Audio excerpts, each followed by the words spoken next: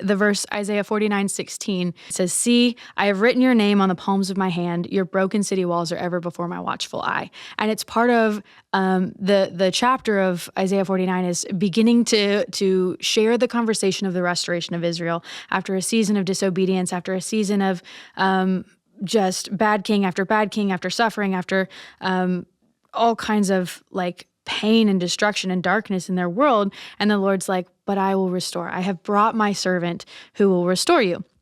And so this verse is kind of like yours, become the plumb line for every moment of suffering. And it got me through one of the darkest seasons in my life, which was my final years at Grand Canyon University. I was a junior. And I was a mess. Oh my goodness. My mental health was in shambles. I was overworked. I was taking 28 classes of undergrad, which is an insane amount of classes. And I was just trying to finish and get done before my scholarships ran out. I was lonely. I was dealing with a crisis of faith. And I was really, really wrestling with the most intense bout of depression and anxiety that I had ever experienced in my life. And in part, I was wondering, did I just spend all of this time and all of this money investing in a God that I'm not even sure if I believe in anymore? And ultimately, does my life even matter? Like those two questions, I just felt like I was coming up against time and time again. And I remember driving back to my dorm one night after a closing shift at Chick-fil-A and thinking, you know what? If I just get in a bad enough accident, it'll all be over.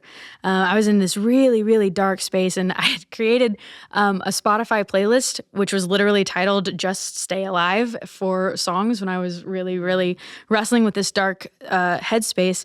And that night on my drive home, you know, it's October in Arizona, which is the perfect windows down weather. The sky is full of stars in the way that only the desert can provide. There's this deep, deep darkness in the desert that's beautiful. And as I'm driving down the highway, the song Stars by Skillet comes on, and there's a line that says, "If you can hold the stars in place, you can hold my heart the same." And as I'm driving down the highway and feeling all this pain and looking out at the stars, it just hit me. And I was screaming that line at the top of my lung, begging, like, God, if you're even still out there, help me believe this. And this verse that I had discovered in another dark season is what he brought back to my mind.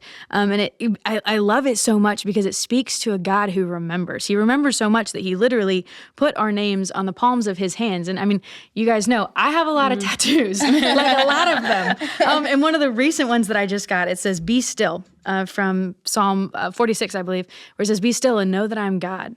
It's quit striving, quit fighting, quit struggling, rest in the confidence that I am God and that I am not only God who is in control, but God who remembers you. This verse talks about the God who remembers us. I'm not forgotten. You're not forgotten. Verses 14 and 15 actually go on to say, "But Zion said, the Lord has forsaken me. The Lord has forgotten me." This is the cry of Israel. They feel forsaken and forgotten. And the Lord responds, "Can a mother forget the baby at her breast and have no compassion for the child she has born? Not likely, but though she may forget, I will not forget you." No matter what darkness you're walking through, no matter struggle, no matter difficulty, no matter pain, no matter suffering, there's a God who sees us, who loves us, and who remembers us on purpose. He's not flippant with his remembrance of us. He remembers us on purpose. And no matter what our darkness is, we are not alone. We're carried literally in the hands of a God who loves us. And I love this journey of restoration to God's favor and walking this journey of salvation and restoration. And I think that's exactly the journey that the Lord walks us through in our darkness. He's like, the night may be dark, but the hope is already and not yet. You know, there is more to come. There is more to remember. And I think that's what the gospel is really all about. God didn't forget his people. He stepped into the darkness. He sent his son, his whisper of hope into our darkness to show us the path. And I think that's just such a beautiful example of the ways in which he remembers and in which he loves us. Right.